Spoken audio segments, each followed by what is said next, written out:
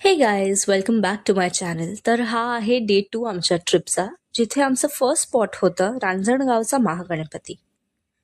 तर रांजणगावचा महागणपती हे अष्टविनायकांपैकी अत्यंत शक्तिशाली देवस्थान मानलं जातं. पुरातन कथेनुसार त्रिपुरासूर नावाच्या राक्षसाचा वध करण्यासाठी महादेवांनी इथे गणपतींची उपासना केली होती. गणपतींनी महादेवांना विजयाचं वरदान दिलं आणि त्यामुळे त्यांना महागणपती असं नाव मिळालं. या मूर्तीची खास ओळख म्हणजे पूर्वाभिमुख आहे आणि संपूर्ण शक्तीने परिपूर्ण मानली जाते. म्हणतात की मूर्ती सिद्धी बुद्धियुक्त असून भक्तांच्या संकटांचा नाश करते.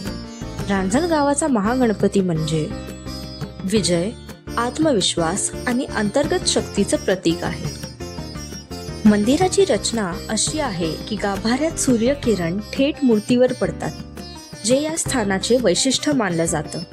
नवसाला पावणारा आणि संकटांवर मात करण्याची शक्ती देणारा हा महागणपती भक्तांच्या मनात विशेष स्थान ठेवतो.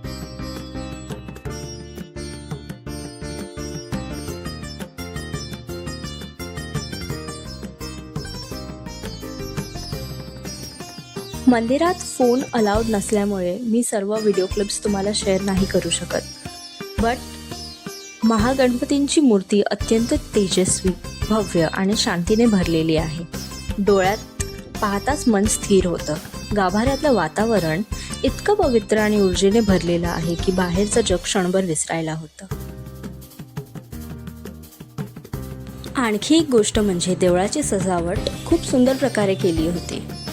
गणपतीचे दर्शन करून एंट्रन्सवर काही सुंदर फोटोज क्लिक करून आम्ही निघालो आमच्या नेक्स्ट डेस्टिनेशनला.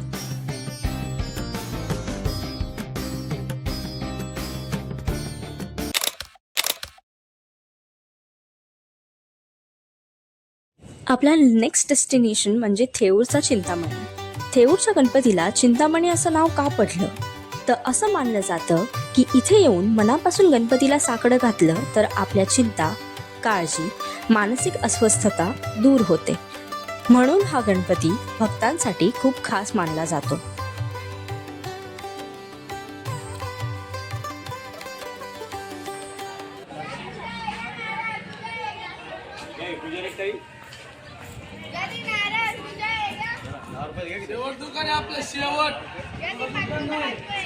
पौराणिक कथेनुसार गणपतीने इथे ऋषी कपिल मुनींना त्रास देणाऱ्या गंधर्वाचा अहंकार नष्ट केला होता आणि त्यामुळे त्याला चिंतामणी हे नाव पडलं.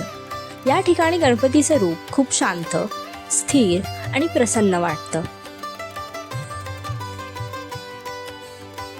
आता इतिहासातील खूप महत्त्वाची गोष्ट, थेऊरच्या गणपतीचं नाव घेतलं की श्रीमंत थोरले माधवराव पेशवे यांचा उल्लेख नक्कीच करावा.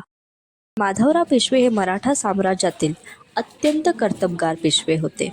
असं सांगितलं जातं की ते महत्त्वाचा निर्णय घेण्याच्या आधी थेऊरच्या गणपतीचं दर्शन घ्यायचे आणि इथे येऊन मनः शांती मिळवायचे.